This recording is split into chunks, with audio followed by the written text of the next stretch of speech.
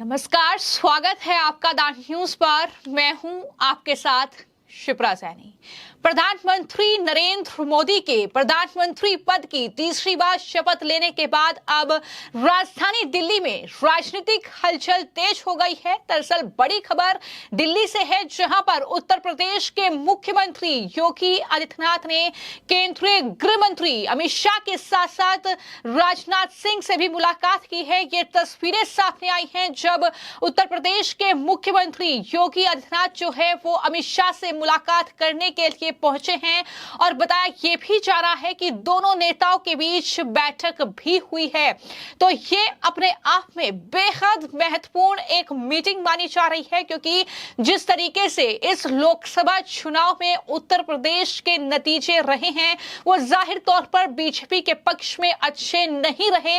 उसके बाद से लगातार तमाम तरह की खबरें चल रही थी कि योगी आदित्यनाथ को दरकिनार किया जा रहा है। तमाम तरह के जो कयास हैं वो दरअसल इस हार को लेकर लग रहे थे, लेकिन इन सब चीजों पर विराम लग चुका है, क्योंकि कल शपथ ग्रहण समारोह में सीएम योगी आदित्यनाथ की मुस्कुराती हुई तस्वीर और उसके बाद अब केंद्रीय गृह मंत्री अमित शाह से नतीजों के बाद पहली बार जो है वो योगी आदित्यनाथ की ये मुलाकात हुई है। दोनों नेताओं के बीच ये पहली बैठक है और जाहिर तौर पर ये बैठक कई मायनों में अहम है, क्योंकि इस चुनाव नतीजों के बाद लगातार जो उत्तर प्रदेश के मुख्यमंत्री हैं योगी आदित्यनाथ वो एक्शन मोड में हैं। तमाम मीटिंग्स उन्होंने की है और हार की वजह क्या रही इसका आकलन किया गया है। तमाम मंत्रियों को, तमाम नेताओं को जो है वो साफ तौर पर टाइट करते हुए योगी आदित्यनाथ नजर आए। लेकिन इस बार लोकसभा चुनाव में बीजेपी को उत्तर प्रदेश में बड़ा झटका लगा है, तो ऐसे में यह बैठक काफी अहम मानी जा रही है। और दूसरी जो सबसे बड़ी वजह है, ये बैठक इसलिए भी अहम है क्योंकि जिस तरीके से विपक्ष कहीं ना कहीं एक खाई पैदा करने का काम बीजेपी के नेताओं के बीच कर रहा था, चाहे फिर योगी आदित्यनाथ और मोदी को लेकर हो, फिर चाहे वो योगी आदित्यनाथ या अमित शाह को लेकर हो। लेकिन यहां पर जो तस्वीरें निकलकर सामने आई हैं, आप देख सकते हैं कि दोनों नेता और किस तरीके से ये मुस्कुराते हुए चेहरे जो हैं इन तस्वीरों में नजर आ रहे हैं। जहां सीएम योगी आदित्यनाथ ने चूंकि कैबिनेट में जगह अमित शाह को मिली है तो उन्हें कहीं ना कहीं जीत की बधाई उन्होंने दी है और इस तरीके से ये मुलाकात काफी अहम रही है। और अमित शाह के बाद सीएम योगी आदित्यनाथ ने राजनाथ सिंह से भी मुलाकात की है। यह भी बड़ी जानकारी जो है सामने आई है, तस्वीरें साफ तौर पर सामने आ चुकी है। तो कहीं ना कहीं ये मुलाकात ही अपने आप में अहम है। और सिर्फ इतना ही नहीं, एनडीए की संसदीय दल की बैठक में जब सीएम योगी आदित्यनाथ की पीठ पीएम मोदी ने थपथपाई तो उसके बाद कहीं ना कहीं ये लगा कि सब कुछ ठीक है और कहीं ना कहीं जो बीजेपी को नुकसान उत्तर प्रदेश में हुआ है, अब उस नुकसान को किस तरीके से सही किया जाए आने वाले वक्त में, इसको लेकर जोर आजमाइश जो है चल रही है, इसको लेकर आकलन किया जा रहा है।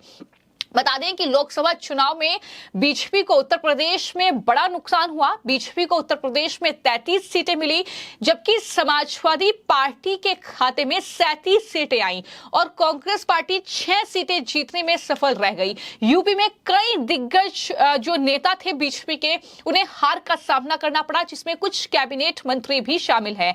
तो ऐसे में माना जा रहा है कि बीजेपी यूपी में हार की समीक्षा कर रही है और ये जरूरी भी है। और यही वजह है कि ये बैठक भी अमित शाह के साथ सीएम योगी की काफी अहम मानी जा रही है। और साथ ही साथ राजनाथ सिंह से भी मुलाकात सीएम योगी आदित्यनाथ की हुई है, जहां पर दोनों नेताओं को लेकर तरह तरह की बातें जो हैं सोशल मीडिया पर विपक्ष के जरिए फैलाई जा रही थी। लेकिन कहीं ना कहीं जैसा कि मैंने कहा कि उन तमाम अटकलों पर, उन तमाम कहीं ना कहीं दावों पर विपक्ष के अब विराम लग चुका है। बीजेपी एकजुट है, बीजेपी के नेता एकजुट है और जो हार बीजेपी की, क्या कह सकते हैं कि कुछ कम सीटें बीजेपी की उत्तर प्रदेश में आई है, उसको लेकर अब समीक्षा की जा रही है कि आखिर ऐसी क्या वजह रही कि कैबिनेट मंत्री से लेकर दिग्गज नेता जो है अपनी सीट हार गए। तो उसको लेकर ही ये बैठक जो है अनुमान लगाया जा रहा है कि योगी आदित्यनाथ और अमित शाह के बीच हुई है। तो एक तरफ पीएम पद की शपथ जो है तीसरी बार वो प्रधानमंत्री नरेंद्र मोदी ने ले ली है और अब जाहिर तौर पर विपक्ष को इसी के साथ बड़ा झटका लगा है। लेकिन बीजेपी को इस चुनाव में बहुमत नहीं मिला है और ऐसे में लगातार जो निर्दलीय उम्मीदवार हैं या जो अन्य दल हैं जो किसी भी अलायंस का हिस्सा नहीं है उन पर भी निगाहें टिकी हुई हैं जो जाहिर तौर पर अपनी सीट से जीते हैं। तो ऐसे में जो बड़ी खबर है वो ये है कि नगीना की जीत के बाद चंद्रशेखर आजाद कहां पर जाएंगे, यह कहीं ना कहीं बड़ा सवाल उठ रहा है। नगीना यानी उत्तर प्रदेश की ही एक लोकसभा सीट है और चंद्रशेखर आजाद ने जिस तरीके से जीत हासिल की है उसके बाद अब निगाहें उन पर भी टिकी हुई है। लेकिन चंद्रशेखर आजाद ने दरअसल एक इंटरव्यू दिया है और उस इंटरव्यू में उन्होंने कई मुद्दों पर बातचीत की है जिसमें उन्होंने इंडिया अलायंस से लेकर एंटी अलायंस तक पर बातचीत करते हुए यह कहा है कि जब मुझे गोली लगी थी तब कांग्रेस और समाजवादी पार्टी के लोग मुझसे मिलने के लिए आए थे, लेकिन उन्होंने मुझे अलायंस का हिस्सा नहीं बनाया। उन्होंने कहा कि मैं इस पर कुछ नहीं कहना चाहूंगा, लेकिन लगता है कि चंद्रशेखर अपने पैरों पर खड़ा हो जाए ये इंडिया अलायंस बिल्कुल नहीं चाहता है, इसलिए उन्होंने हमें अपना हिस्सा नहीं बनाया। लेकिन इसी के साथ जब कांग्रेस और समाजवादी पार्टी पर उनसे जवाब मांगा गया कि आप क्या कहना चाहेंगे, तो उन्होंने कहा कि मैं कुछ नहीं कहना चाहता, मैं ना किसी का दोस्त हूं और ना किसी का दुश्मन। ये जो बड़ी बात चंद्रशेखर आजाद की ओर से इस पूरे इंटरव्यू में कही गई कि मैं ना किसी का दोस्त हूं और ना किसी का दुश्मन, यानी चंद्रशेखर आजाद कभी भी अपना फैसला ले सकते हैं। वो इंडी या एनडीए कोई भी अलायंस का रुख कर सकते हैं।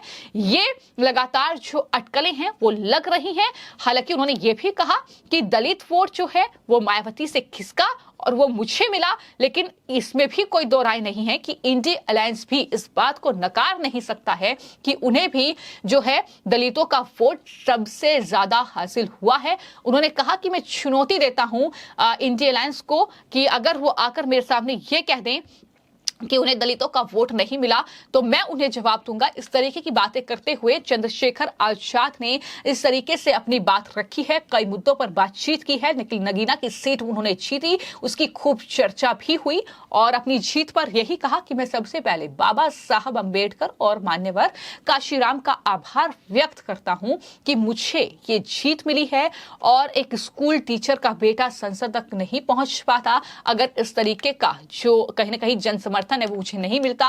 ये तमाम बातें कहते हुए उन्हें कहा कि सबसे आखिर में कि जनता जो नगीना की है, जिन्होंने बड़ी बड़ी पार्टियों को नजरअंदाज करके मुझे वोट दिया है, तो जाहिर तौर पर मेरा ये कर्तव्य बनता है कि मैं उनके लिए काम करूं। लेकिन निगाहें कहीं ना कहीं चंद्रशेखर आजाद पर टिकी हुई हैं कि वो आने वाले वक्त में क्या राह अपनाएंगे, क्योंकि अब तक जो उन्होंने बातचीत इस पूरे इंटरव्यू के दौरान कही, उन्होंने यही कहा कि इंडिया अलायंस ने मुझे ऑफर ही नहीं दिया अपने साथ आने का।